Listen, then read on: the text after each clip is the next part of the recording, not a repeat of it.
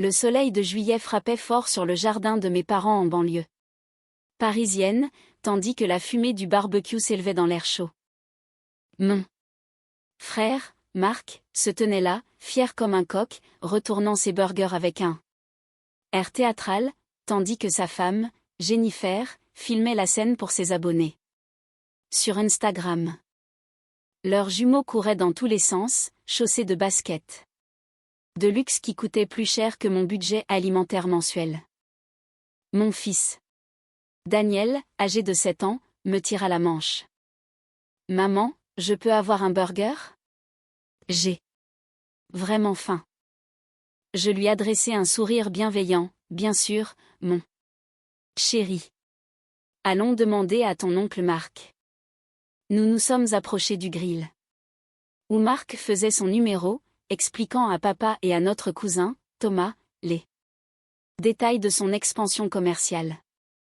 Il venait d'ouvrir un 3e atelier de carrosserie le mois dernier et ne parlait que de cela. Oncle Marc, dit poliment Daniel, je peux avoir un burger, s'il te plaît? Marc a dévisagé mon fils, puis moi, avant de reporter son regard sur Daniel. Son expression s'est figée dans un mélange de mépris et de pitié que je connaissais trop bien. Ces burgers sont réservés aux enfants qui ont un avenir, lança-t-il assez fort pour que tout le monde entende. Aux enfants dont les parents sont capables de subvenir à leurs besoins. Le jardin est devenu silencieux. Papa avait l'air mal à l'aise mais n'a rien dit. Maman s'est empressée de s'occuper de la salade de pommes de terre. Jennifer a laissé échapper ce rire aigu qu'elle utilisait toujours quand Marc était cruel. Thomas a simplement secoué la tête et s'est éloigné. Tante Patricia, installée dans sa chaise longue, a posé son verre de vin en faisant claquer le pied contre la table. Marc a raison, ma chère. Tu devrais vraiment te soucier de l'avenir de Daniel au lieu de rester dans ce petit appartement en location. Quand vas-tu enfin prendre ta carrière au sérieux? Oncle Robert a renchéri, s'approchant avec son sourire en coin habituel. Mon expert comptable me parlait justement d'opportunités d'investissement là. Semaine dernière. De vraies stratégies de gestion de patrimoine. Peut-être que, si tu avais fait de meilleurs choix plus tôt, tu pourrais offrir à Daniel ce dont il a besoin. Mais il n'est jamais trop tard pour bien faire. Marc retourna un autre steak, savourant son auditoire. Certains n'ont tout. Simplement pas l'âme d'un entrepreneur. Tout le monde ne peut pas diriger une entreprise florissante. Il faut de la vision, du dévouement et faire de vrais sacrifices.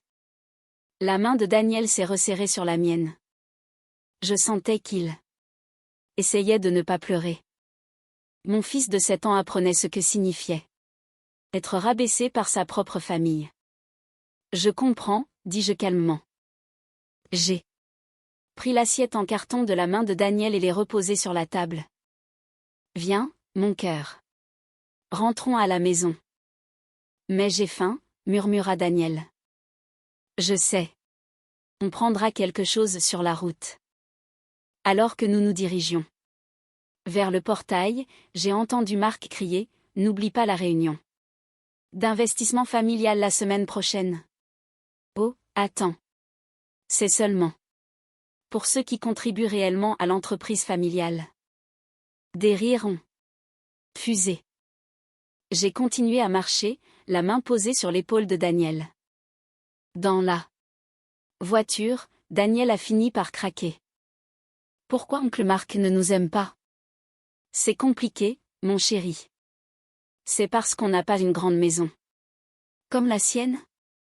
J'ai serré le volant un peu plus fort. Oncle Marc ne comprend pas tout à notre vie. Et ce n'est pas grave. Nous nous sommes arrêtés dans une brasserie typique sur le chemin du retour. Daniel a commandé un burger avec des cornichons, et je l'ai regardé manger en pensant aux 5 dernières années, aux choix que ma famille considérait comme des échecs. Je pensais aux Nuit blanche dont ils ignoraient tout, aux conférences téléphoniques de minuit. Avec Tokyo et Londres. Aux négociations et aux acquisitions conclues dans des salles de conseil qu'ils ne verraient jamais. Daniel s'est essuyé le menton. Il est vraiment bon ce burger, maman. Bien meilleur que celui de l'oncle Marc. Il a souri, et ce sourire valait tous les sacrifices. Ce soir-là, après avoir couché Daniel, je me suis assise dans mon salon avec un thé. L'appartement était modeste, sans commune mesure avec les standards de ma famille, mais c'était le nôtre, et c'était exactement ce qu'il me fallait. À 23h55, mon téléphone a vibré. Un message de Marc.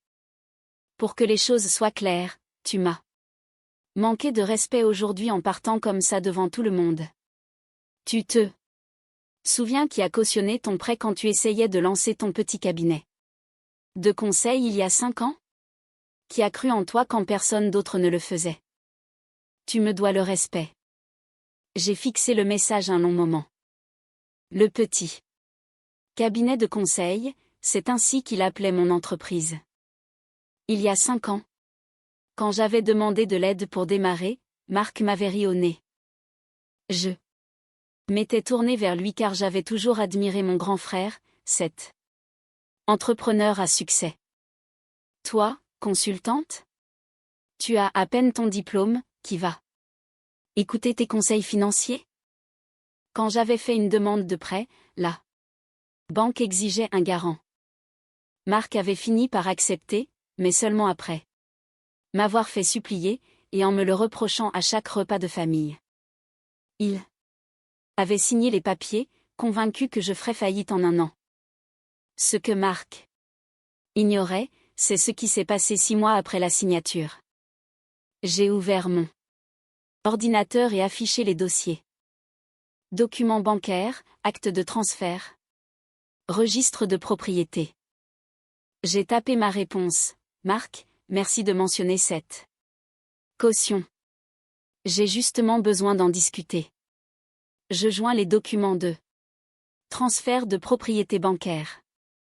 Il y a 14 mois, j'ai racheté la First National Bank, la banque qui détient tes prêts pour tes 3 ateliers de carrosserie. La même banque qui a garanti ton expansion. Je possède également l'hypothèque de la maison de papa et maman, que tu as fait refinancer l'an dernier pour ton 2e atelier. Vérifie tes emails. J'ai envoyé les pièces jointes, puis un second message, voici aussi l'avis de défaut de paiement qui te sera envoyé demain matin. Tu as 3 jours de retard sur le paiement de ton 3e atelier. Le délai de grâce a expiré aujourd'hui. En tant que nouvelle propriétaire, j'ai durci les politiques. Mon téléphone a immédiatement sonné. Marc. Je n'ai pas répondu, j'ai juste transféré le contrat d'achat d'il y a 14 mois. Mon téléphone est devenu fou. Marc, Jennifer, papa. J'ai mis le téléphone en sourdine et envoyé un dernier email au chargé de compte de la banque en mettant Marc en copie. Veuillez procéder au protocole standard pour le retard de paiement de Marc Thompson. Les appels continuaient. Je me suis fait une tasse de thé. À minuit 30, j'ai décroché. C'est quoi ce bordel, a-t-il hurlé. Tu possèdes la banque? C'est impossible. Tu es une simple consultante, tu vis dans un minuscule appartement. Je suis consultante. Oui, ai-je dit calmement. Je conseille des entreprises du classement Fortune 500 sur leur stratégie d'acquisition. Mon cabinet gère le patrimoine de plusieurs clients fortunés. Nous avons racheté cette banque il y a 14 mois. Dans le cadre d'une stratégie d'investissement. C'est de la folie. Tu ne peux pas faire ça à la famille. Faire quoi, Marc? Appliquer les politiques bancaires? Tu as 3 jours de retard. Il y a toujours un délai de grâce. Il y en avait un. Il s'est terminé ce soir. Si tu avais lu les courriers, tu Le saurait, au lieu de mépriser ma carrière. Jennifer criait en arrière-plan. Dis-lui pour les réseaux sociaux. On va ruiner sa réputation. J'ai bu une gorgée de thé. Marc, tes prêts s'élèvent à 340 000 €, avec un endettement de 92%. Si j'exige le remboursement immédiat, tu perds tout dans 6 semaines. Je te suggère de te concentrer sur ton paiement plutôt que sur des menaces sur les réseaux sociaux. Tu ne ferais pas ça, on est de la famille. La famille, ai-je répété. C'est ce que tu as dit à Daniel aujourd'hui quand tu as prétendu que les burgers étaient pour les enfants qui ont un avenir? Quand tu as humilié un enfant de 7 ans devant tout le monde? Un silence pesant. Voici ce qui va se passer, tu as 72 heures pour verser le paiement plus les pénalités de retard. Soit 12 800 €. Je n'ai pas cette somme en liquide. Tout est dans les stocks. Alors tu aurais dû payer à temps. S'il te plaît, a dit Marc, et j'ai entendu quelque chose que je n'avais jamais entendu de lui, de la peur. Tu ne peux pas juste prolonger le délai pour la famille. La même famille qui a humilié mon fils aujourd'hui? La même qui m'a rappelé pendant 5 ans que tu avais cautionné mon prêt? D'ailleurs, je l'ai remboursé il y a 4 ans, mais tu aimais trop t'en servir pour m'écraser. La voix de mon père est arrivée, chérie, sois raisonnable. Marc a fait une erreur, il s'excusera. Vraiment, papa? Tu étais juste là quand il a refusé de nourrir ton petit-fils. Tu n'as rien dit. La voix de ma maman, en pleurs. On ne savait pas que ça le blesserait autant. Tu es vengeresse. Je suis une banquière, maman. Si Marc était un autre client, il serait déjà en défaut formel. Je lui accorde 72 heures par courtoisie. Qu'est-ce que tu veux, a demandé Marc. Des excuses. Très bien, je suis désolée d'avoir dit ça à Daniel. Tu es contente? Je ne veux rien de toi, Marc. Je veux que tu paies tes prêts à temps comme le stipule le contrat. Le fait que tu t'excuses ou non ne regarde que ta conscience. J'ai raccroché et bloqué leur numéro pour la nuit. Le lendemain, j'avais 73 appels manqués. J'ai ignoré tout le monde et préparé des pancakes pour Daniel. À 9 heures, un avocat m'a appelé pour protester. J'ai été glacial, il y a un contrat. Le défaut est constaté. 68 heures restantes. À 10 heures, mon chargé de compte m'a appelé, ils ont effectué le virement de 12 800 €. J'ai souri. 3 jours plus tard, j'ai reçu une lettre formelle, les excuses écrites de Marc. Cela ne signifiait rien, mais c'était là. 2 semaines plus tard, lors d'un dîner, l'ambiance était différente. Marc et Jennifer sont partis tôt. Personne n'a osé parler de mon appartement ou de mon emploi. Quand Daniel a demandé un morceau de gâteau, Marc lui en a servi une part immense. Ce soir-là, en couchant Daniel, il m'a dit. Oncle Marc était plus gentil aujourd'hui. Oui, mon cœur. J'aime quand les gens sont gentils. Je l'ai embrassé sur le front. Moi aussi, mon chéri. Moi aussi. Plus tard, dans mon bureau, j'ai relu les rapports de la banque.